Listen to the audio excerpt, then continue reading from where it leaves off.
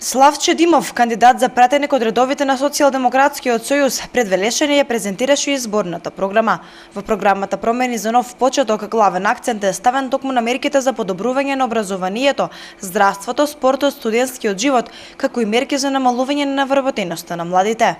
Идната влада на СДСМ ќе го промени фокусот на образовниот процес. За таа цел, една од мерките која ќе го промени образовниот процес е укинување на екстерното тестирање, како проект што побуди голем револт кај младите.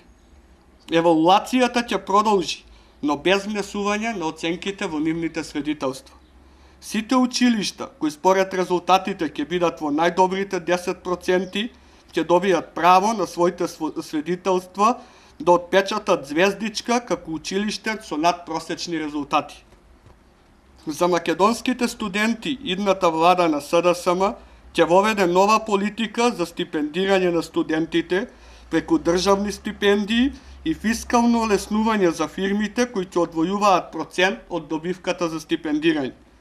Ќе воведеме државна квота за бесплатно студирање за најдобрите матуранти. Покрај проектите и мерките за подобрување на образованието во Македонија, во изборната програма на Социјалдемократскиот сојуз и коалиционите партнери се содржат и програми кои се од големо значење за граѓаните. Кандидатот за пратеник Димов вели дека најголемиот дел од проектите содржани во програмата се посветени кон враќањето на средната класа. Идната влада на СДСМ ќе ги ослободи од плаќање на социјални придонеси сите работодавачи кои ќе обезбедат прво вработување на млади лица до 29 годишна возраст во период од 1 година.